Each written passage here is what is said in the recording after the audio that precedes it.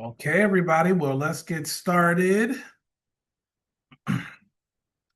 Welcome to Mortgage 101. My name is Carlden Lainfiesta. I am the broker owner of Monarch Mortgage. We're going to be doing a very, I don't want to call it intense, but we're going to go kind of deep on some of these programs to help people purchase a house with no money or little to no money, or also save money with a buy down program. Okay.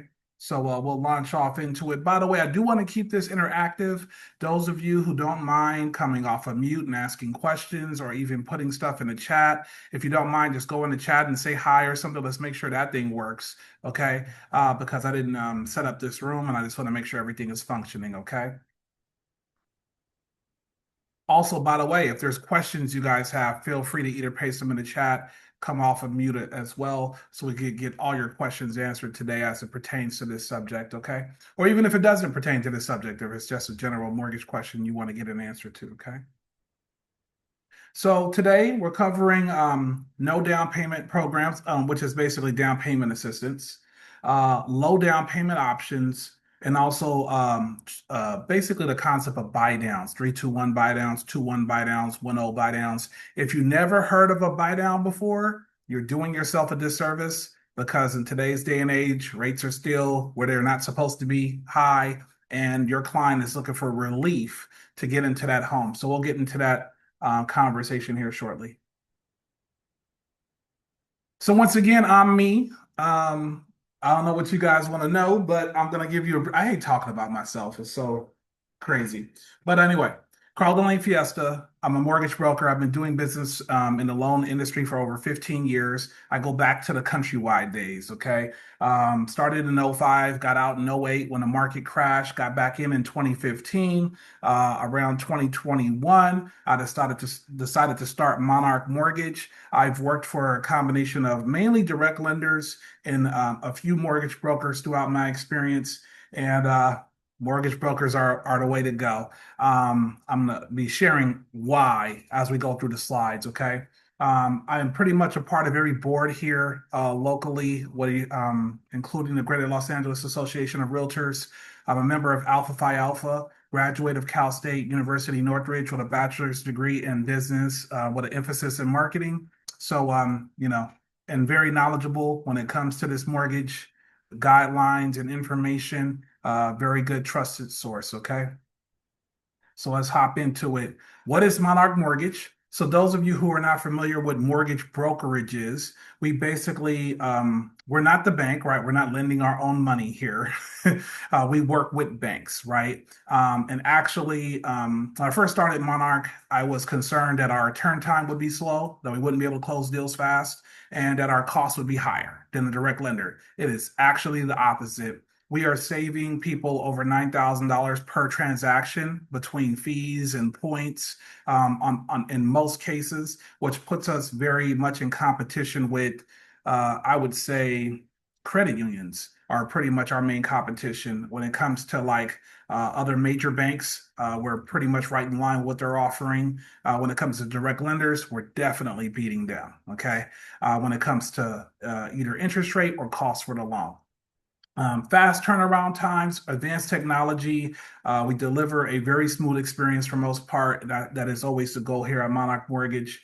And we're licensed in multiple states, including, of course, here in California, but we also have Texas, Florida, Michigan, and Pennsylvania, and continuing to grow in various states as well. So if you have clients that are looking to relocate to Texas, anybody needs to refinance in Florida or what have you. We're still adding multiple states with a goal of at least 5 more states per year. We're trying to be that bank you can come to for all of your mortgage needs, okay? Um, One of the things that we are promoting right now is our 14-day close. This is not on like down payment assistance loans, okay? This is on your standard W-2 or even self-employed borrowers. We will definitely be able to let you know if we can close the loan in 14 days. There are a few things that need to happen to meet this timeline. The appraisal needs to be ordered on a rush. We typically have to have verifications of employment out of the way. So a number of things have to happen to be able to do this. But we're opening escrow on Monday and closing by the next Friday. And we've done this on about 5 to 6 transactions since we started promoting it. Okay. This is on your FHA, VA, and conventional loans. Condos don't apply. We come close. We've done 2 in 15 days on a condo, but it's very hard with condos because if there's any issues with the HOA, it may take time to resolve, and that could push us past the 14-day mark. Okay. But we are closing most single family residences in 14 days. Okay. That's just as fast as cash. So for those of you who have clients that need to compete, that is a great incentive to have them have that seller go with your buyer. Okay. So let's hop into some down payment assistance. First of all, first up is this LA City down payment assistance program. Okay. And by the way, can you guys hear me okay? Because no, I don't like talking to myself all class. I'll make sure. Can anybody hear me okay? Yes. Okay, perfect. Thank you so much, John. All right, perfect. Marcel, thank you for the thumbs up. All right, so LA City down payment assistance. So this is pretty much the most money that a client can get in the Los Angeles area. This program's been around for a number of years. I want to say over at least 10 years. And what the first thing I want to point you to is this pink map on the right-hand side of the screen that deals with what is considered LA City. Inglewood isn't LA City. Beverly Hills is not considered the city of Los Angeles. Santa Monica is not. Culver City is not. So there's a number. Gardena is not. So there's a number of places that are carved out of this map. Okay, but as you can see, the majority of the San Fernando Valley is considered the city of Los Angeles. Okay, and what this program offers is up to $161,000 towards the down payment and closing costs for first-time home buyers. Okay. They have to take a first-time homebuyer education course, have to have a 660 minimum credit score. It could be layered with an FHA or a conventional loan. So typically when you're getting this amount of money, the goal is to go with a conventional loan. But I have had situations where people didn't qualify for a conventional, but they qualified for FHA, and we were still able to get the deal done. The borrower just has to have 1% of their own funds to close on this program. Okay. So if they're purchasing, let's say even a condo for $600,000, then they need $6,000 of their own funds. Okay. Can't be gift funds or anything like that. It has to come from them. That includes if they have retirement accounts and things like that, though. Um, when it comes to the income limits, which are listed kind of on the bottom right of this screen, it really goes by household size. So if there's one person on a loan and one person in the household, and the maximum they can earn to get any assistance is 125,800. MIPA is moderate income purchase assistance. That program basically allows you to get up to 115,000, and if they're low income, they could get up to 161,000. Okay, so it's and keep in mind it's based on the household size. So let's say it's mom, dad, 2 kids, and they earn, let's say, 150 or 170 or something combined, right? Then that would fall under moderate. So far, before I continue, any questions about the LA City down payment assistance program? I do want to point out this is for 1 unit properties only. At ADU is okay. The only kind of weird rule, but not, is that it cannot be tenant occupied. The place that the buyer is purchasing can't have an existing tenant in it because the program is not meant to displace anyone. So they don't want to be using money to help first-time home buyers and create a homeless person because we're displacing the tenant. So the place either has to be occupied by the seller or vacant whenever you submit an offer for this. Now, the ADU, if that's occupied, that's okay. We're talking about the single family residence portion. Does require an inspection. It does require a completed section 1 for the termite. You have to have a home warranty, which most people are, putting into contracts anyway. And the buyer has to complete a 8-hour home buyer education. When it comes to the getting, let me move this thing off the screen. I apologize. When it comes to getting basically the funds for this program, LA City has a schedule that they come out with basically every year now. And this is a snapshot of that schedule. Okay. So the next round of reservations are going to be August 5th. It is recommended that you get your offer accepted as close to August 5th as possible, but definitely before. The day of August 5th, basically, these 24 reservations they'll have available is only for low income. So if your borrower is moderate, they have to wait until September 9th. Okay. So on August 5th at 9 a.m., they come out with their funds. My goal is to have the contract in hand signed by all parties. The buyer has documentation to sign. So typically we want that contract by Monday. So by Tuesday, they're signed everything and we have that all in. And by Wednesday, we're submitting it to the LA City to reserve the borrower's funds. The transaction does take about 45 days to 60 days to close. We are working with the city of Los Angeles people. How long have you seen a pothole on the road? How long have you seen damaged concrete on your street? This is the place we're dealing with. So it does take longer to close this loan. However, if all parties are on board, this is a great opportunity for a lot of buyers, and it could make it happen. I just want to add something, Carlden, because I'm working with lots of clients who utilize this program, and the date for LEAP. Here it says August 5th. They just changed it a week ago, moved it to August 19th, and the number of applicants is 12. Oh, wow. Well, thank you for that update, people. Um, So yeah, I made this presentation a month ago, so there are some changes still happening, okay? But you could very easily, and thank you for that. You could very easily find out, and I'm gonna just pull this over in a second here. If the schedule has changed by going to, you could just put in LIPA, LIPA, DPA for the DPA stands for down payment assistance, and you'll be able to view their calendar. So let me pull this over here. So, so yeah, she is correct. So August 19th is now the new date for low income. September 9th is the date for moderate income. Okay. Since it all comes out on a Wednesday, you want your contract completed by that Monday. Okay, just kind of keep that in mind.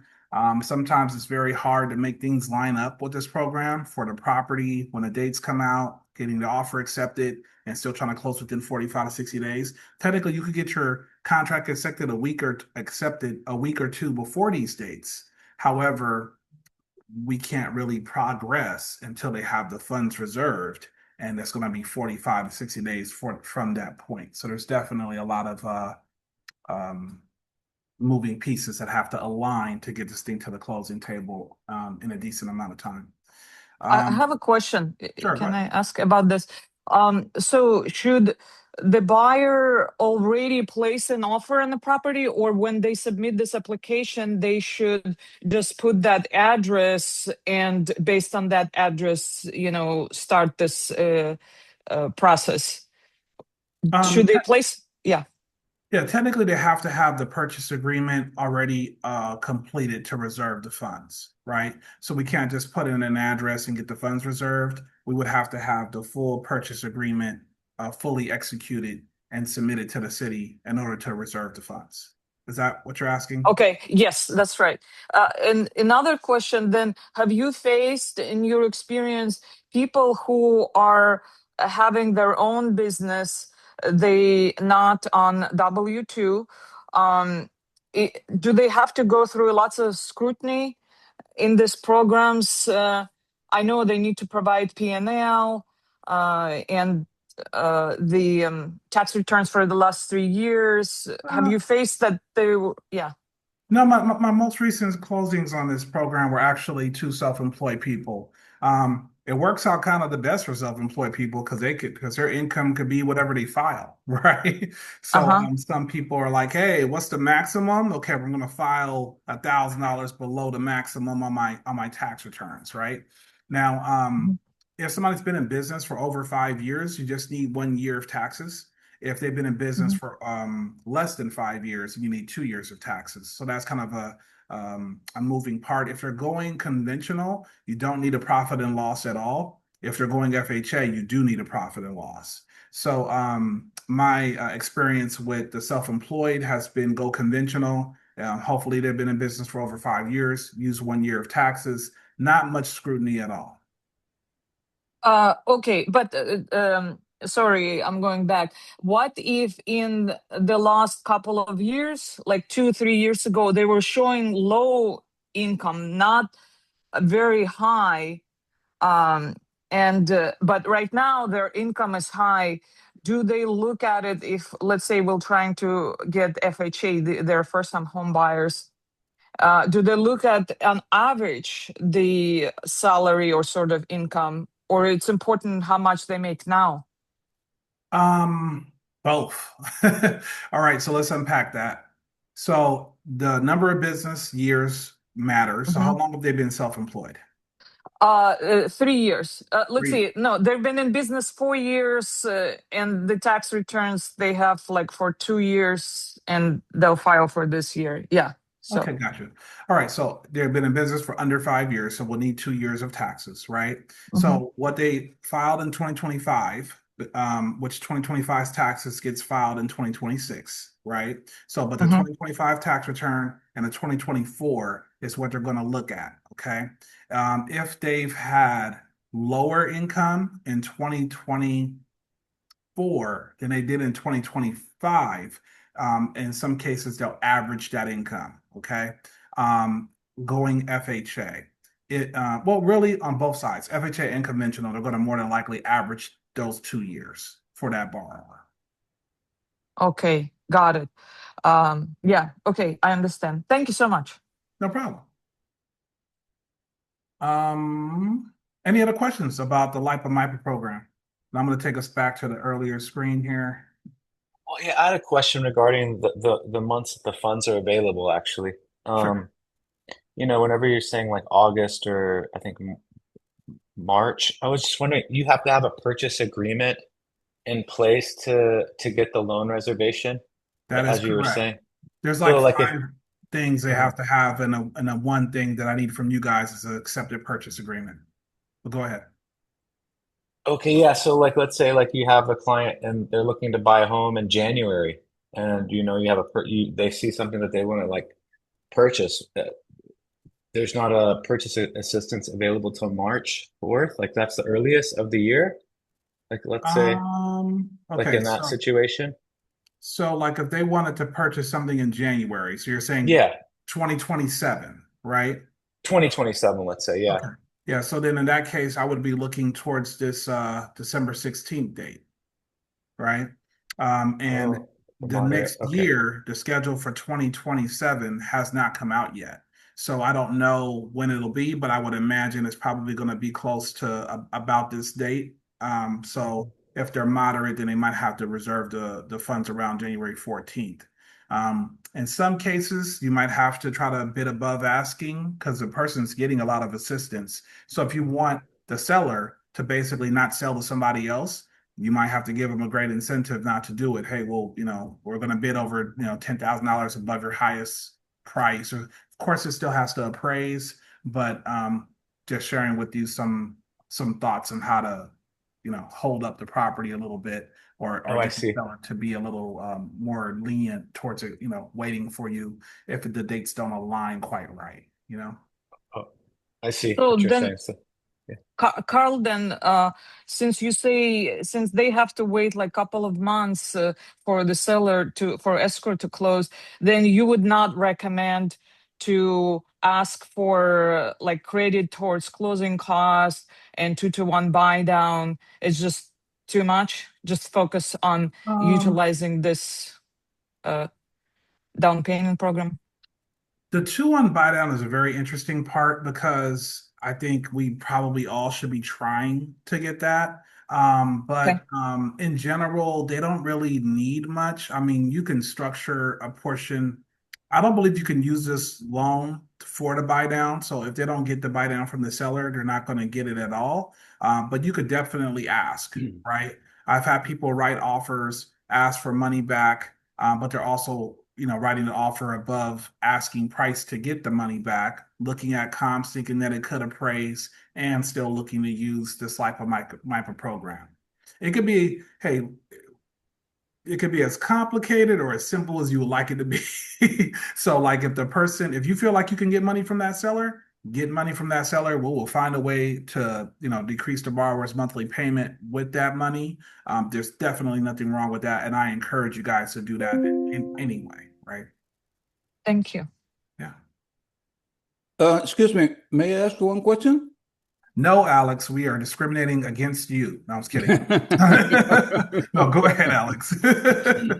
So, when you have a number of loan reservations, that means that it's first come, first serve, or is that some kind of a lottery, or is any system to allocate those numbers?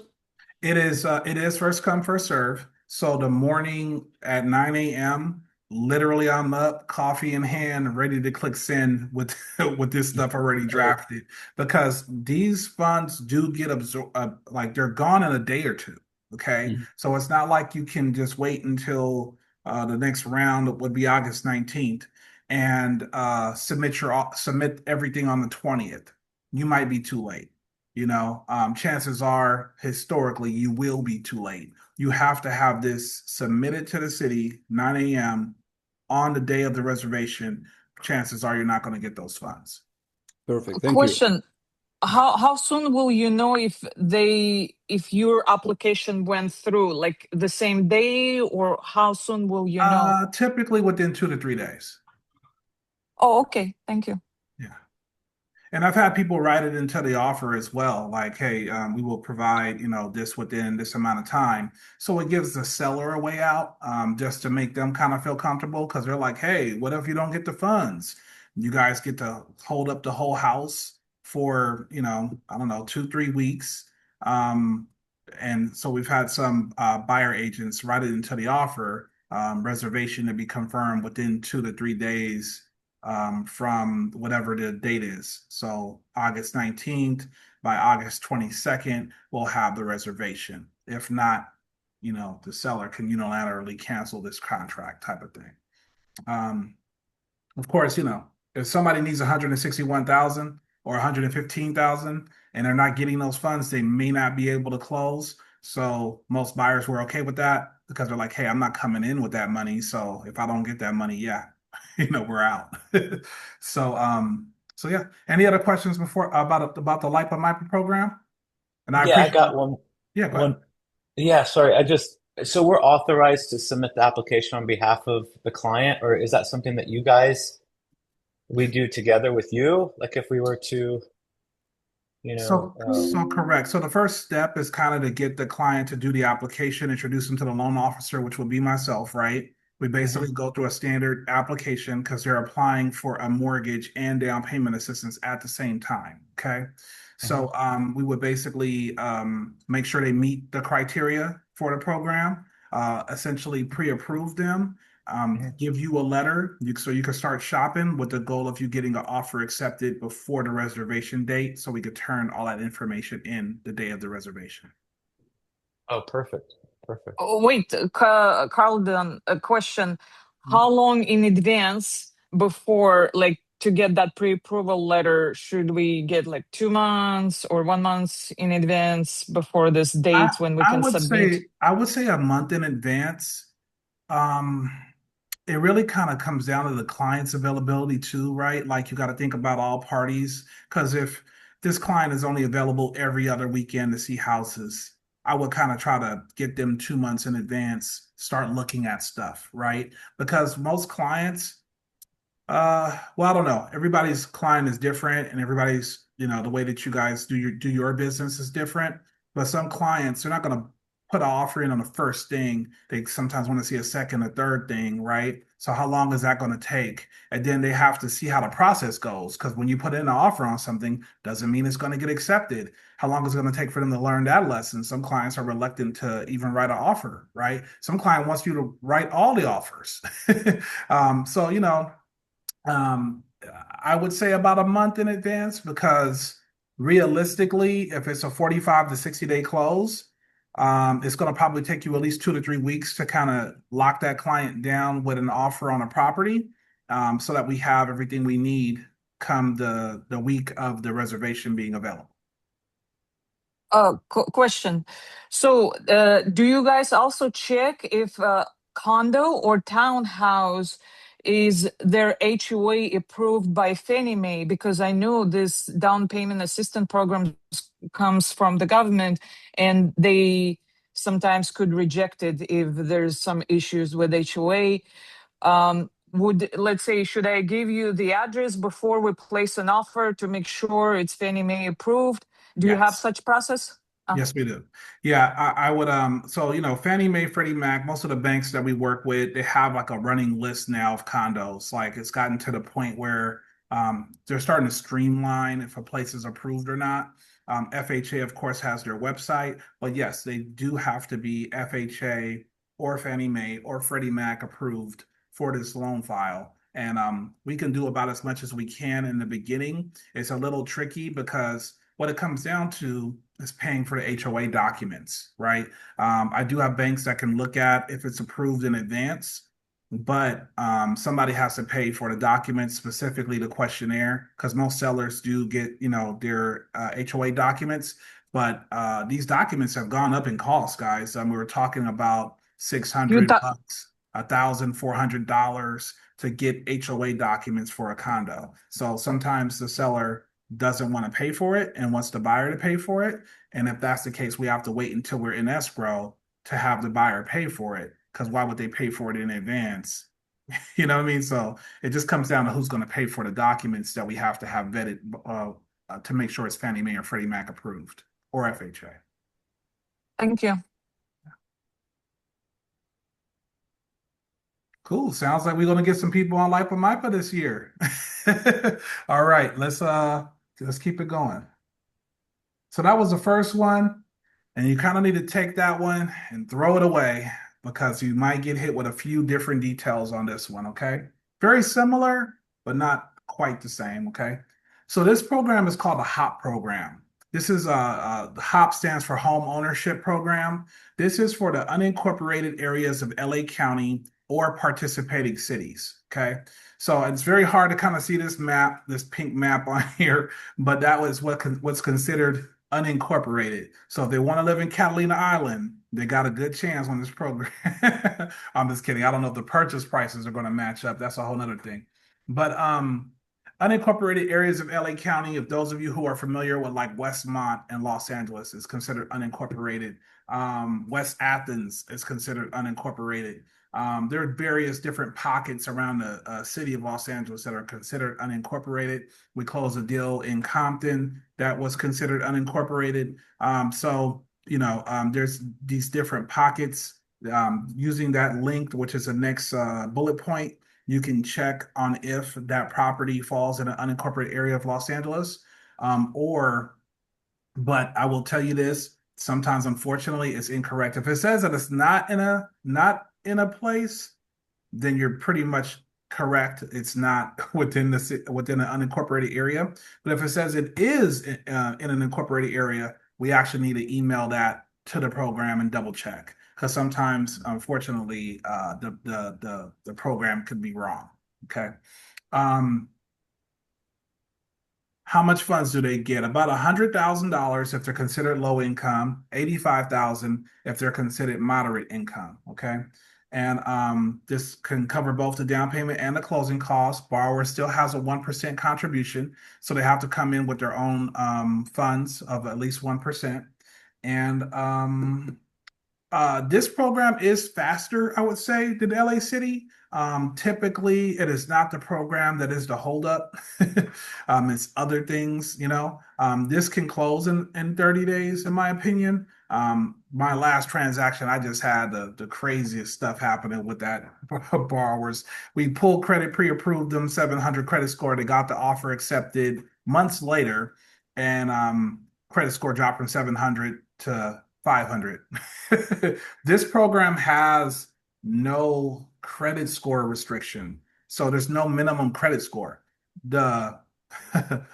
the most restrictive restriction restricts. I learned that while studying for my brokers class. And what that basically means is even though this program doesn't have a minimum credit score, Fannie Mae, Freddie Mac, FHA, they do have a minimum credit score. So then it just defaults to what they'll allow. But FHA, for example, will allow a borrower with a 500 credit score to purchase a house if they're putting 10% down. So if they have a 500 credit score, and if they're getting $100,000, which could be at least 10% of their purchase price, we might have a deal with somebody as low as 500 if they're purchasing in an unincorporated area or a participating city. All the participating cities are listed towards the bottom of this flyer. Culver City is on here, but once again, you have to keep in mind, is it realistic for somebody who makes, let's say, a household of two below $106,000 to purchase something in Culver City where purchase prices are 800,000 or something like that? So sometimes it has to be the right price as well to make something like this work. Questions about this one? I just want to mention, if you look at the flyer from Hope for 80 and 120, it's a little bit reversed. Like your line where it says 80% MAI, it's 89, but it's the other way around. 120, it shows 89,000 for one person, and the 80% NMAI 93,300. It's Yeah. kind of reversed. So what Yeah. basically happened with that, and I'm glad that means that it's Lilia, right? Lilia, yeah. Lilia. I'm glad that you're very well versed on these programs. What basically happened was I think either the moderate income was changed first, and then the low income was changed after. So Uh-huh. yeah, there were some issues with how they did it. But they actually sent me an email not too long ago, which I believe we updated this based off of, to confirm that the HOP income limits had increased.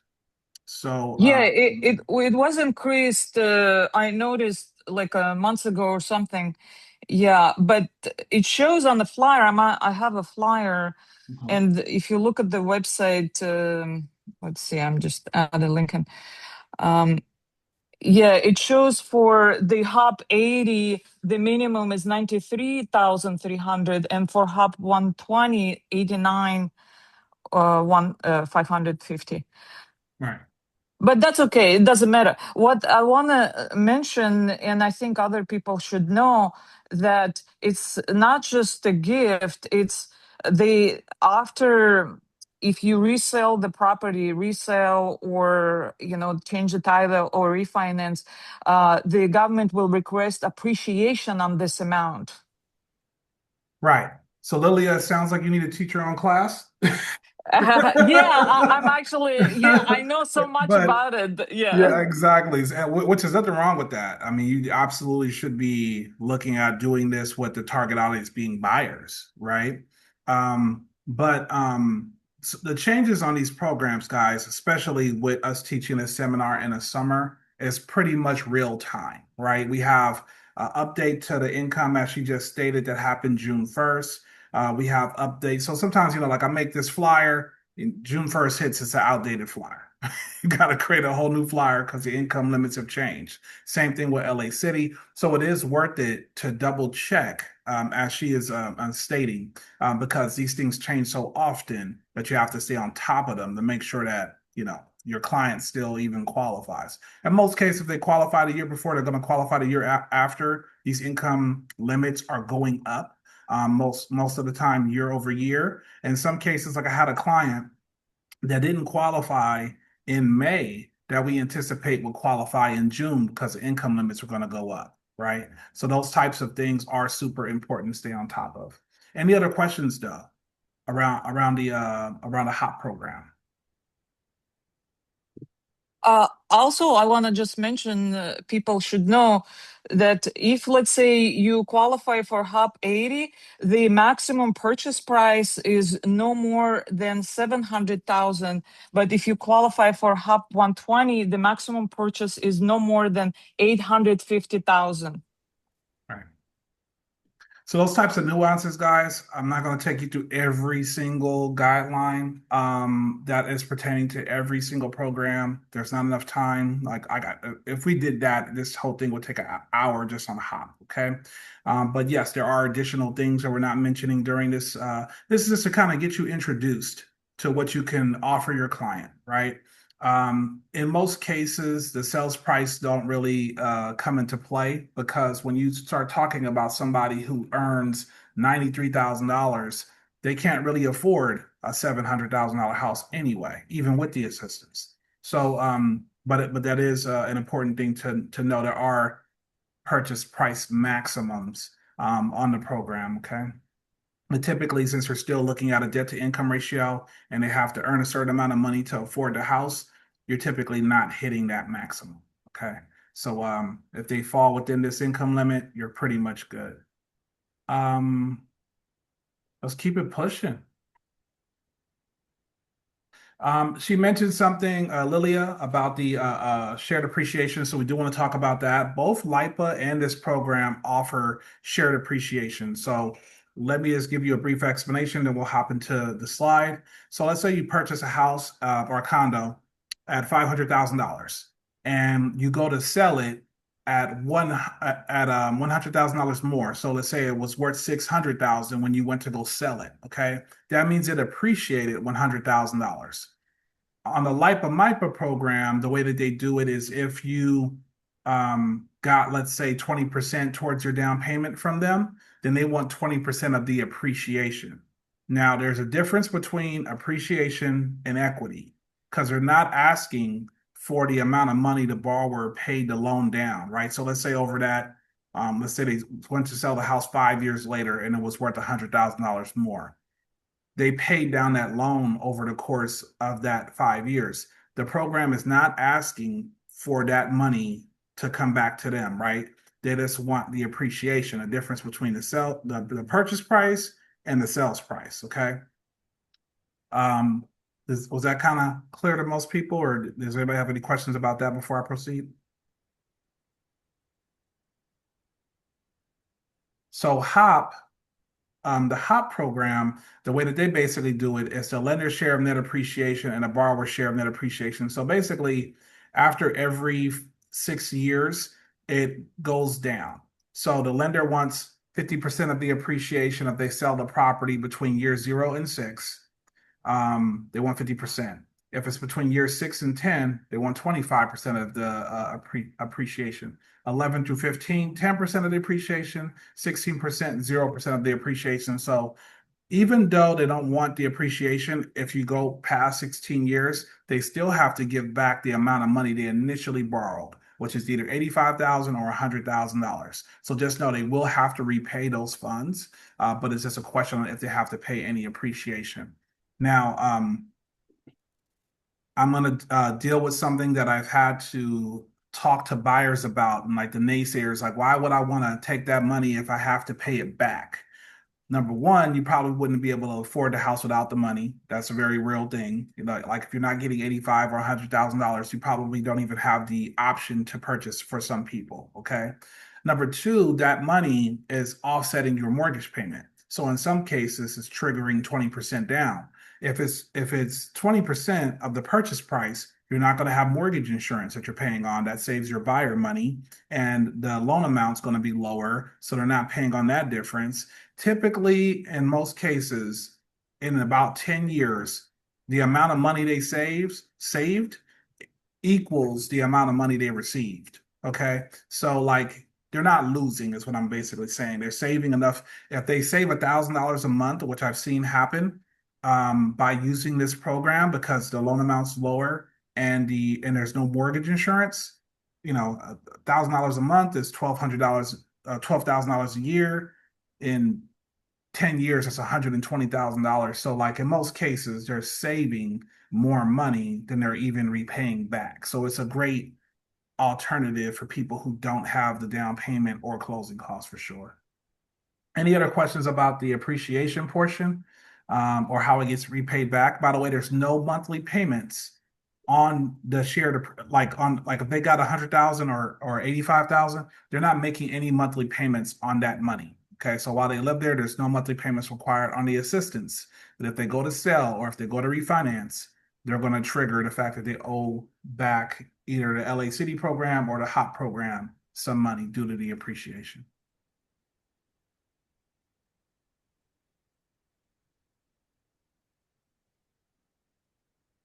Okay, Lilia has no questions. Paris, Jonathan, John. All right, we'll keep it going, guys. Let me know if you guys have any questions about that, though. This is just another slide that shows the participating cities here. For those of you, Lomita, Lawndale, mention Culver City. Beverly Hills is on here. You're right. But they're participating. All right, let me move on to the next one. CalHFA. So the California Housing Finance Agency is the most popular California down payment assistance program in the state. Okay. It is pretty much has the highest income limits. It could be FHA or conventional, but you're just covering the minimum towards your down payment and closing costs on this program. Okay. I want to say, for example, Los Angeles, I think actually, let me just make sure if I have this or not. Yeah, I have income limits here. Los Angeles is 211,000. So the good thing about this is that let's say you have a married couple, okay, husband and wife. If husband earns 200,000 and the wife earns 200,000, you can take one person off the loan and just qualify the husband by himself. Other programs don't allow that. This program does. If they earn overtime bonuses or commission, you might be able to remove overtime bonuses or commission from the income qualification and still fall within the income limits and close on this loan. The amount of assistance they receive, keep in mind, they're just covering the minimum with this. So this is the minimum is 3% on a conventional loan, up to the conventional loan limit, and 3.5% on FHA. So that's the amount of assistance they'll be receiving. So if they're purchasing a condo, $500,000, 3% down, $15,000 is what they're receiving from this program. Okay. The $15,000 is going to have an interest rate of 1%. That 1% interest rate is technically a lower interest rate than the first mortgage, right? So it's definitely a low cost to this assistance. And closing cost assistance has no interest associated with it.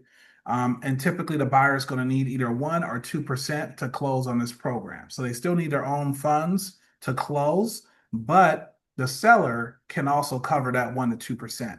So I've had and I want to say something that I forgot to mention.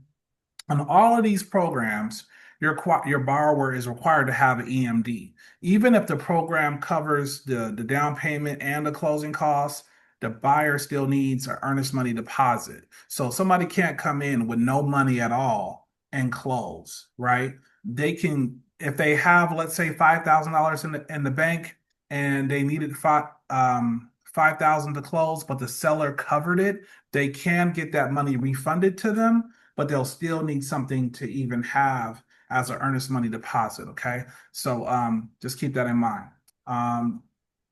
Any questions so far about CalHFA? I have a question. Have you experienced when an applicant buyer did not get the funds, let's say for HOPE or this LIPA-MIPA or LIPA-MIPA, how you pronounce it, and then you use this program? Have you done that? If No, they because were not approved? the No? amounts are not anywhere close, right?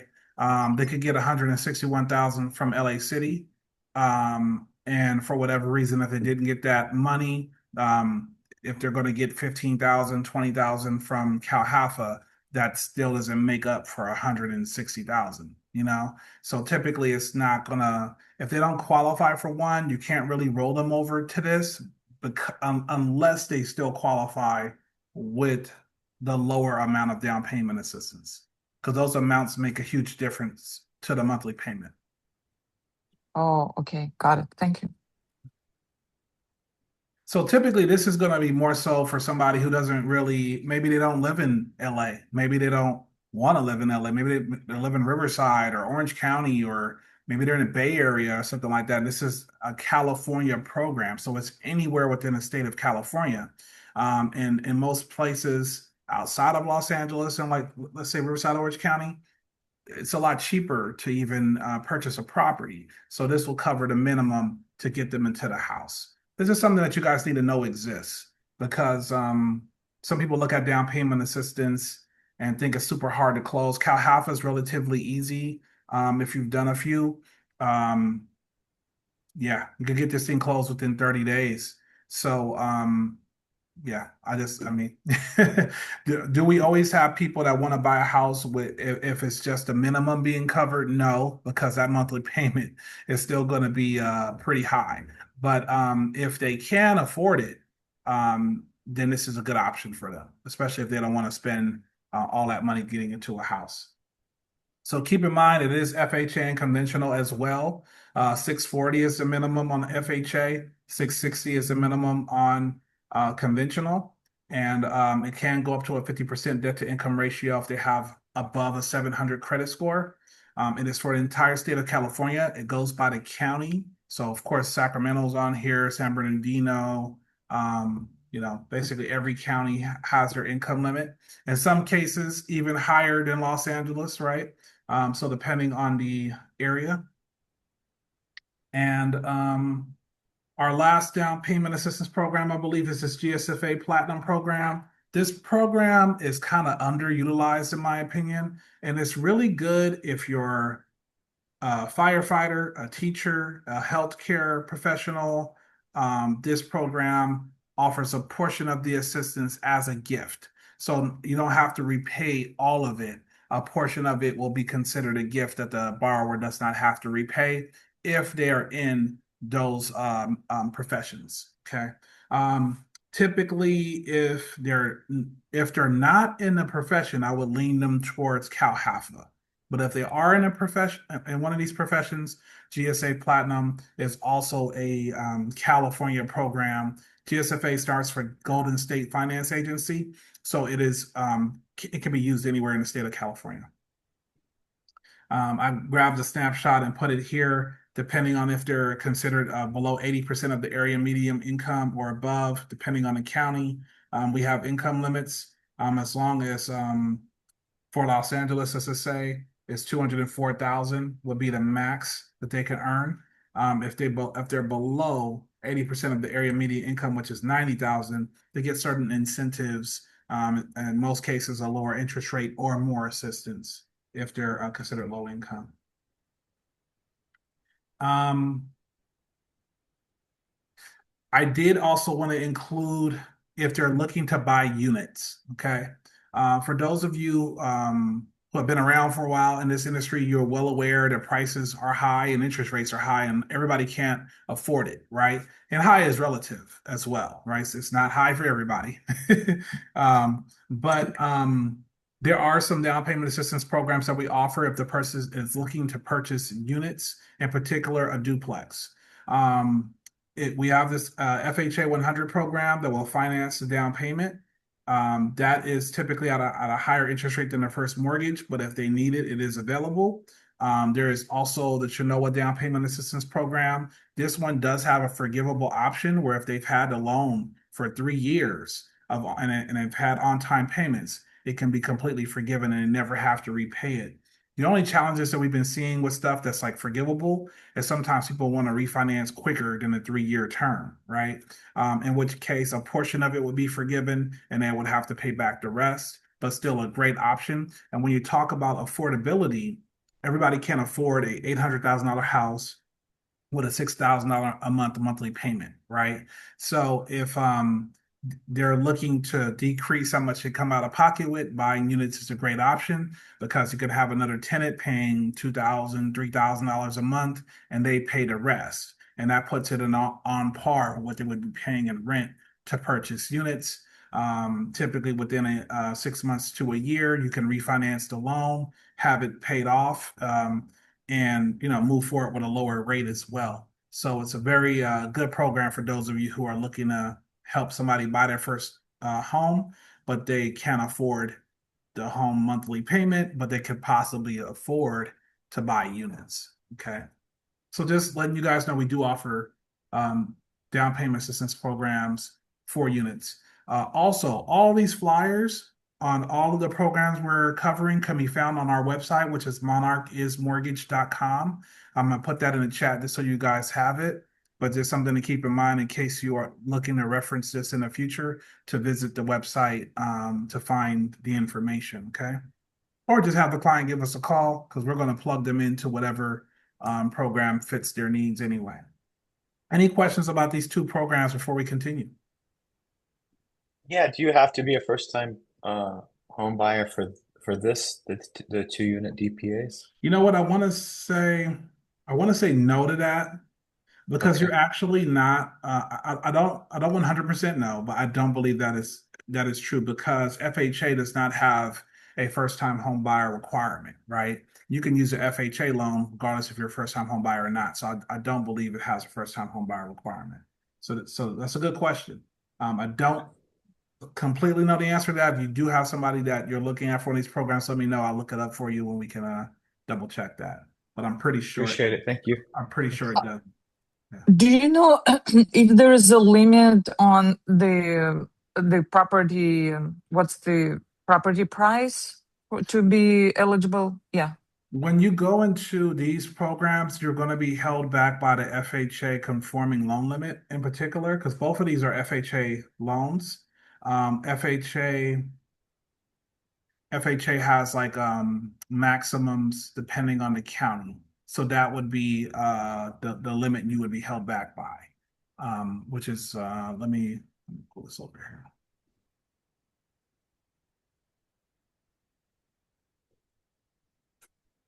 So let's just say Los Angeles, for example. A single family, you can purchase as high as 1.2 million on a single family property. If it's a duplex, it's almost 1.6. So that would be the maximum loan amount that you can have. Most people are Thank you. going to be okay sales price wise. It's just a question on how much if they earn enough income is the main thing. Yeah, to be eligible for the loan. Yeah. But both of these programs do not have income limits, by the way.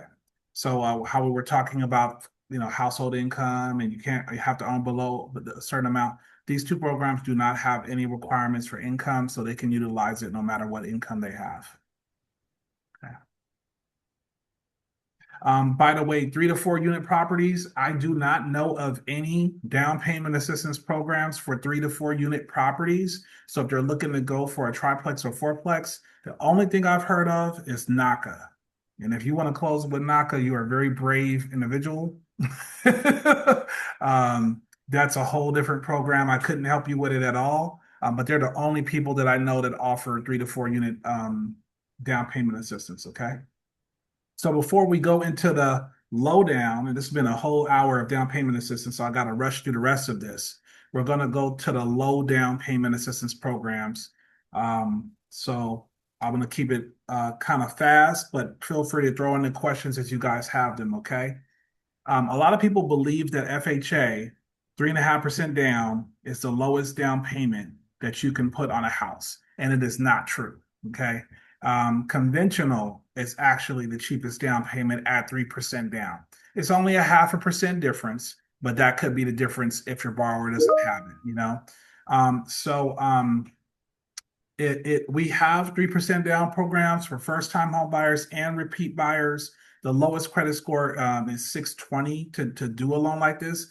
This particular loan can close in 14 days. So because the person's putting their money down, speed is going to be something that we could throw in here for something like this. So 3% down is the minimum for your conventional down payment assistance people. We have programs that offer it with the income limit, without an income limit. So really, You don't have to worry about that. You don't have to worry about income.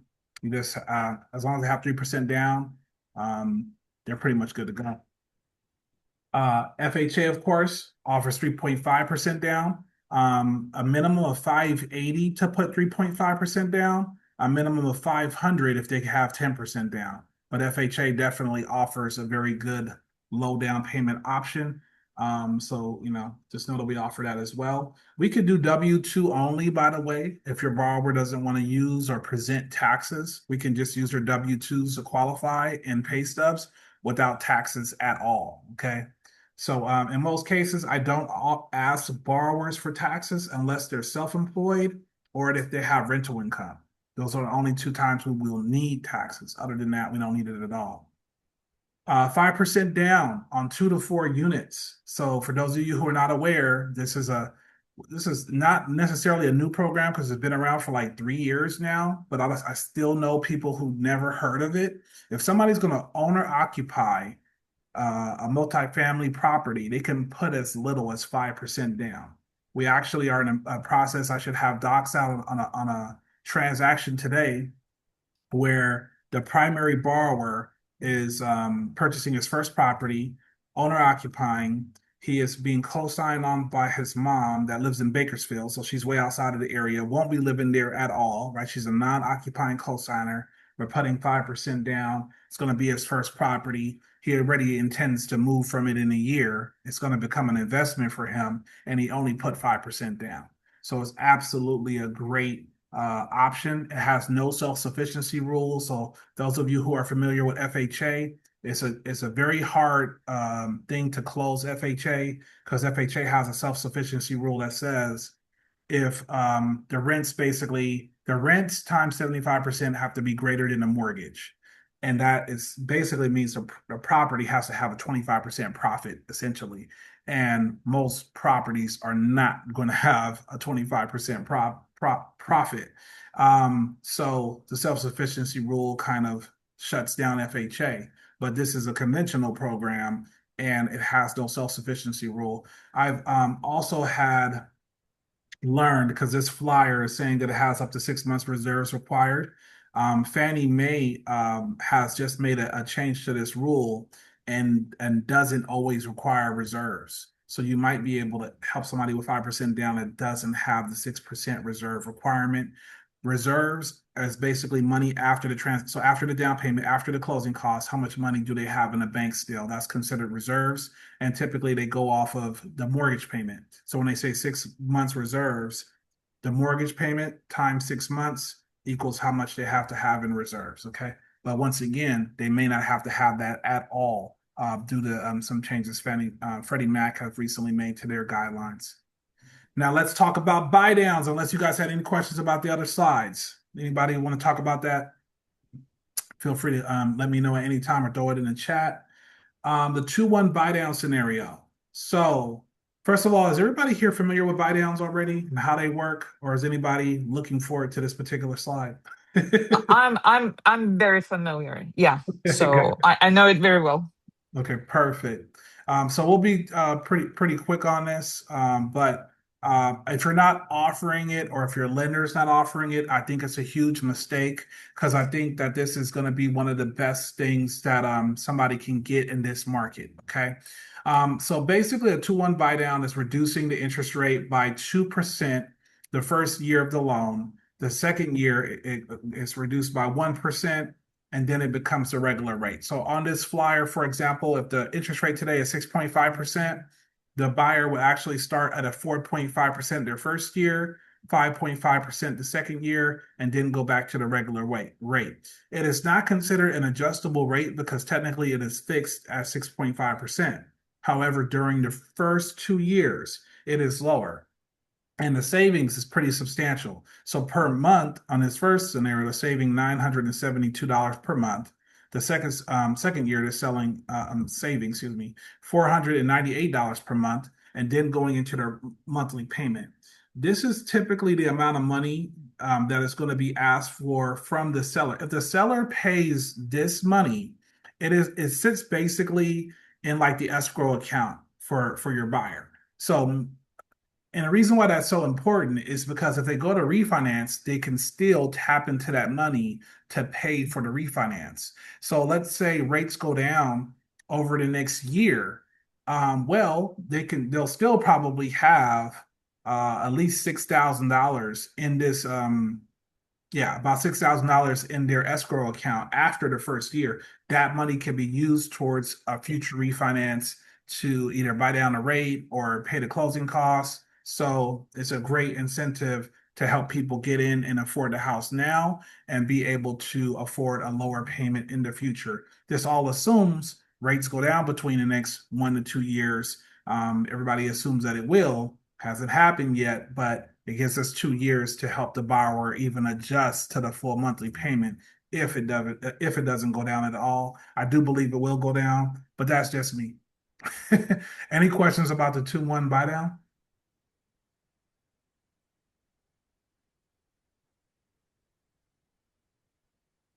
I will say this while this is up here, be careful with what you make in Chat GPT because it is not always accurate. I've had several flyers that have not um, been accurate in Chat GPT.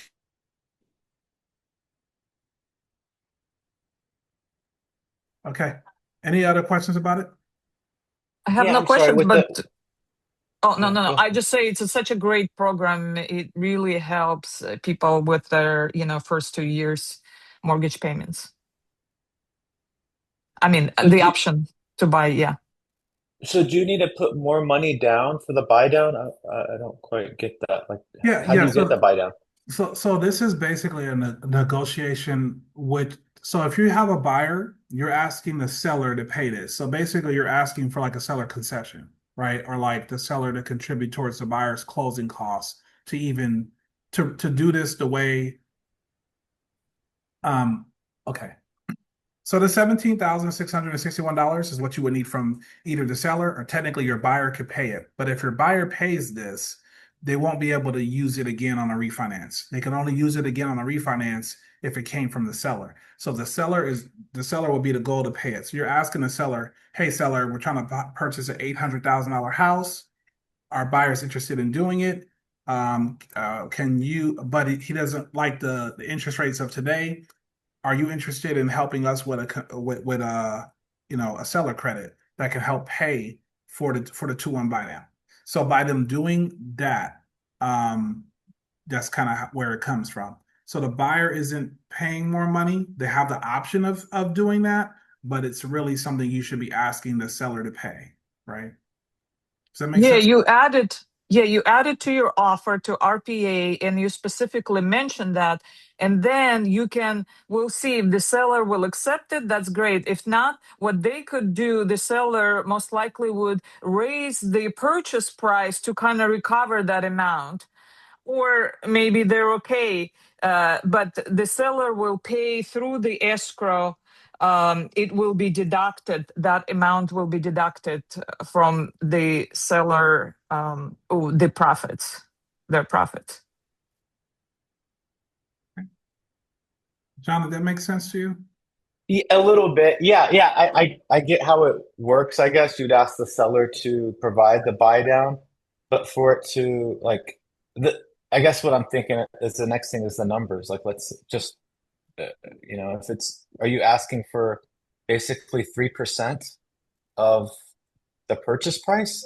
Is that what you're asking for? I think mathematically it works out to be 2.5% for this scenario, but it Okay. depends. Like whenever you if you're going to do this, I would want to like have the purchase price that you're going to offer, factor in how much the buyer is putting down. There's like a calculator that we can do that would tell you the exact amount to ask for this.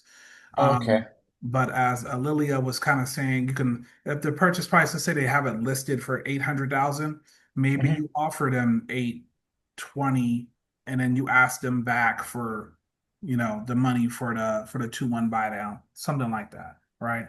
To I make see it what all you mean. kind of work. I see what you mean. Yeah. But it's Thank you. definitely yeah, hey, Yeah. you're welcome. And if you're on the listing side, I will be talking to your seller about offering this to buyers. right? Because if a property is on the market for more than 30 days, typically you're going to see a price, concession, right? Price is going to come down. But, they'll probably have more interest if you can advertise, hey, we're going to be able to offer you 4.5% interest rate during your first year with a 2-1 buy down, right? Or something like that. Some sellers may be interested in doing that versus reducing the price of the house. I mean, they're still kind of losing money, but at least they can get the price they're hoping for or more by offering this, right? So just know that that is something on the listing side that you also might want to talk to your seller about to offer to the buyer. And also, I just want to mention for the agents to know the amount to ask for, you should work with your lender. Let's say if you're going to hire Carlden, so you can ask him what number you should ask for. If you're going to say in the offer, you're going to mention 2-to-1 buy down, and then you have to mention the number. Exactly. And I kind of skipped a promotion that we had to offer here because we had a bank offering a free 1-0 buy down. That was through June, so that one kind of ended. However, the same bank is doing a 1-0 buy down for 25 basis points, which is still a great offer, right? Just to kind of help the client. So as I just realized that we need to make a flyer for that one. But yeah, there are some banks offering 1-0 buy downs right now for free or low cost. Okay, just so you guys know. Also, we don't only do down payment assistance and just low down loans. We offer DSCR loans for those of you who have clients looking to purchase an investment property. DSCR loans do not require the borrower to have a job. It doesn't go off of their income. It goes off if the property pays for itself. So as long as the rents are higher than the mortgage, you can do a DSCR loan with as little as we now have 15% down programs for that program and qualify to purchase the house without having any income on the file. We also offer bank statement loans, for example. So for self-employed people, if they need that, we have a lot of home equity loan options. We do refinances as well. So if they need to pull cash out of their property via a home equity line of credit or a home equity loan, we do have both options. And of course, some people don't know if they're right now, some values are going down. So people are rushing to pull cash out of their house to consolidate bills or even purchase another property. And right now is a good time to kind of get that stuff going. Why work with Monarch? So we've already shared a lot of things from our 14-day close. Interest rates are lower, fees are lower. We're approved at over 50 banks. So when we pull one person's credit to get them pre-approved, we have the option of sending them to up to 50 banks, right? Using just that one credit report. If something were to happen during a transaction and they don't qualify with one bank, we could just send them to another bank. We don't have to re-pull credit, start a new application, anything like that. Okay. We have that flexibility on our side. We also are offering our realtor partners a lot of things as well. Co-branded flyers. So any of the flyers you saw today, if you would like one made with your name on it and stuff like that, just let us know. We're doing co-branded flyers. We do open house flyers. We do home buyer seminars, homeowner seminars. There's a lot of different ways that we partner with our realtor partners. So feel free to let us know if there's something that you would like to partner with on us with. The social media collaboration. We have an office, a physical office in Inglewood, California on Van Ness, very close to the Fiesta Martin. We actually have the ability to record social media content. So for those of you, we just have to set up an appointment to have you come in and do that for about an hour or so. But yeah, we're here partnering with all of our realtor partners. We offer almost every program: FHA, VA, conventional, bank statement, 1099 only, W-2 only, no income docs, DSCR loans, down payment assistance. We mentioned home equity lines of credit, things like that. So we are doing a very good job when it comes to all of that stuff. And now I wanted to bring us to question and answers, the official segment. And I want to make sure that I have my information present. So I'm going to go back to my first slide. But so far, is there any other questions or anything I didn't cover today that you guys would like to get an answer on? I would like to thank you, Carlden. Amazing presentation. I learned lots of new things. And also, I want to kind of promote you that Carlden is officially kind of certified as by Los Angeles Housing Department. He's one of participating lenders and recommended lenders. If you go to housing.lacity.gov, you see his name and his company on the list. I didn't even know that, but thank you. No, I kind of knew that because when you close with that program, they do allow you to become a certified recommended person to use. So absolutely, and thank you, Lilia, for all of your participation as well. John, Alex, any other further questions you guys can think of so far? No, on my side, but if I have one, I would rather, I would like to go to Inglewood and have a conversation in person No, that's fine. because, quite frankly, you explain things very, very easy. Well, So thank you. well, that's the goal. I don't want to overcomplicate it, right? Because I think sometimes we get lost in the weeds, but and it comes down to the real scenario anyway, right? Yeah. What does somebody earn? What their household size is? What's their credit score? Because they won't qualify for one, but they might qualify for another. And Mhm.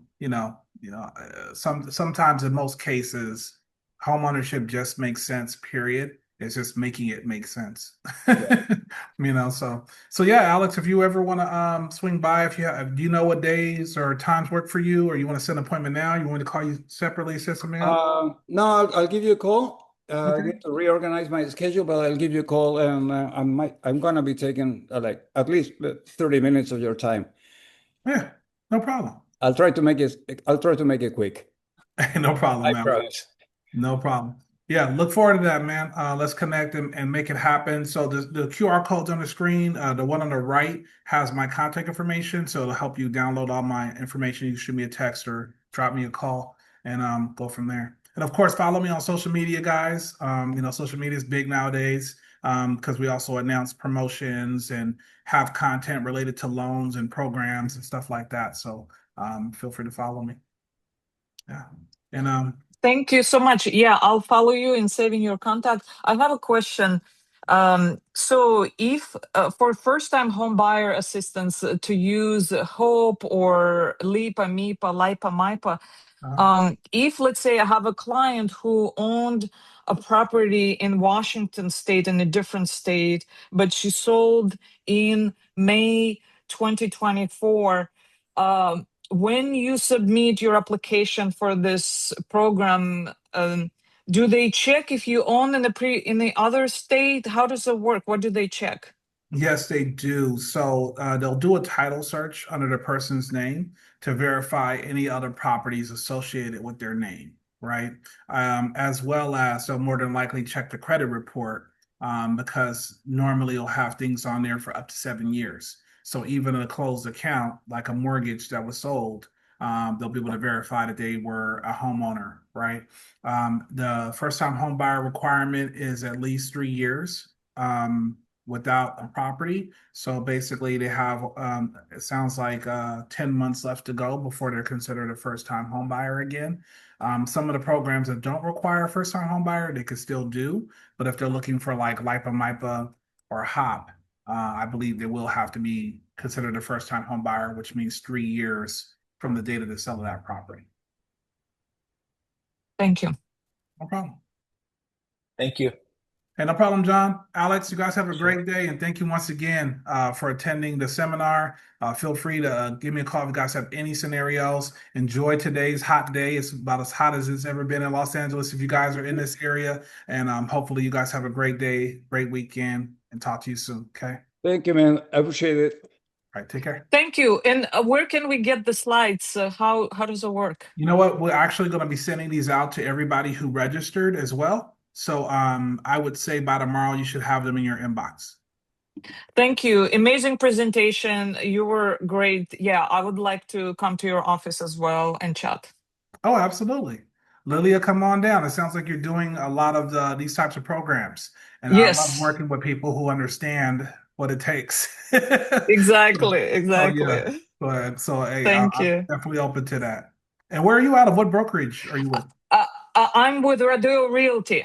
Okay, great. And what area? I'm in Brentwood. Currently, I live in West LA, but I have Okay. lots of clients who are Russian people from Soviet Union, and they're first-time home buyers. Mm. And they're all interested in these programs, and I'm looking with the lender who I can establish good relationships, so I can send all the clients. So I really like your presentation. Well, thank you so much. Well, yeah, I'm open to it. Anybody that you have, typically start off with like a 15-minute phone call and stuff like that, but we got to make sure we're a good team as well. So yeah, let's put something together on the books and go from there. Okay, sounds good. All right, sounds I'll good. send, yeah, I'll either call or send an email then. Okay, yeah. And I'll be reaching back out as well to everybody who attended just to see if there's any questions and setting stuff up too, okay? Thank you. No problem, Lilia. John, anything else you need help with, sir? If not, you guys have a great day.